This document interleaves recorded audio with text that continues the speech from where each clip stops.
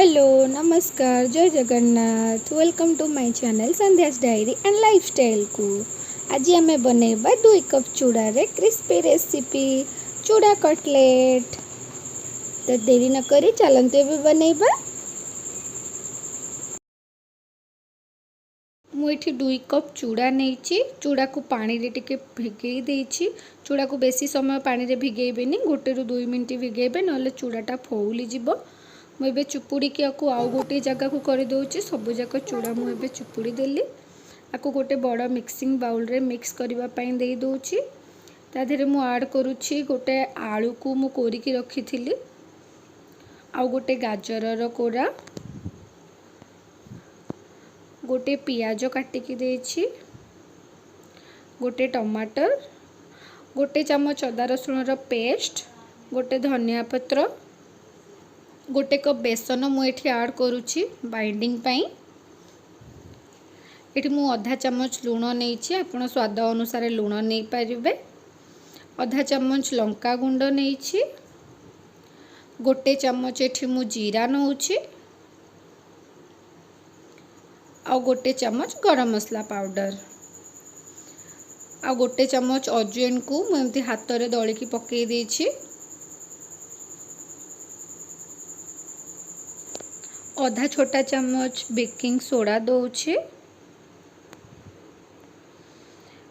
फाळे लेंबू को मुझे चुपुड़ी दे देछि। एबे आमे सबको पूरा गोले दबा। इथे पानी दबा किछि भी दरकार नहीं, जेहेतु चूड़ा आमे भिगेकी नहीं थिले तो चूड़ा रे भी पानी अच्छी, टमाटर आलू गाजर सबुथिरे पानी अच्छी। तो एबे हमर पूरा घोलटा पूरा रेडी हो जाइछि। पकोड़ी पाई कि जेमती पियाज फियाज छाणिया पाई कि जेमती हमर बाइंडिंग हुए सेमती बाइंडिंग हो जाइछि। एबे आपको आमे शेप दबा। आपण चाहिए को भी शेप दे पारिबे, गोल शेप दे पारिबे, चारिकोणिया शेप दे पारिबे। मु एमिति शेप दउछि, आपण गोटे बनै कि देखै दउछि। मु एमिति ही शेप देछि।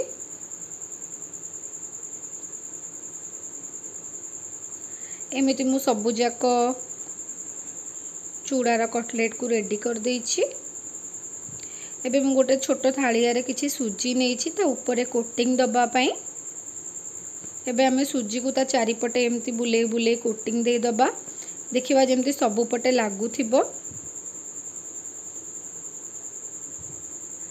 एडी कढ़ई रे मु तेल बसई देछि। तेल को आपण गरम हबा जे थरे देखि दियंतु, चेक कर दियंतु कि तेल गरम हेछि कि नहीं। बहुत गरम करिबेनी नहले ऊपर पूरा पोड़ी जिवो आ भितरु कंचा रही जिवो। लो मीडियम फ्लेम रे आकु बनांतु। देखो मु गोटी गोटी करके पकाउछि, एका संगे पुळे भी पकेइबेनी, लागी जिवो जा द्वारा कि फाटी जिवो ए सब तळु। लो मीडियम फ्लेम रे धीरे धीरे 2 मिनट पर्यंत आकु छाणंतु। देखंतु गोटे साइड टिके टिके हेई गलानी। एबे मु आकु आर पट को उल्टै दउछि।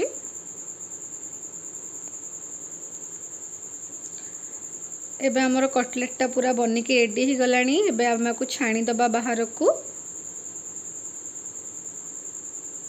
देखंतु कलर वाइज भी कितने सुंदर देखा जाउछि आ ऊपर कितने क्रिस्पी भी देखा जाउछि।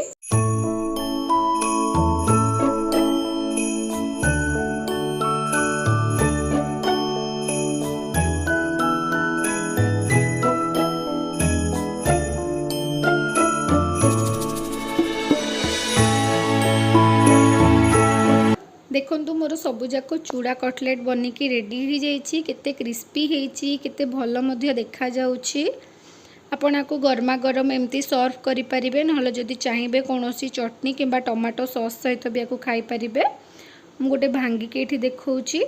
देखंतु ऊपर केते क्रिस्पी हेछि आ भितरु केते सुंदर देखा जाउछि। टेक्सचर केते बढ़िया आसीछि। छोट पिला मानकु तो ये बहुत ही पसंद आसीबो। आपण को घरे निहाती निश्चय थरे ट्राए करंतु। जदि आपण को मोर ये रेसिपीटी भल लगी थाए तो लाइक करंतु, शेयर करंतु, सब्सक्राइब करंतु आ कमेंट बॉक्स रे कमेंट भी करंतु आपण मानकु भल लागुछि कि खराब लागुछि। Thanks for watching. Bye, take care, जय जगन्नाथ।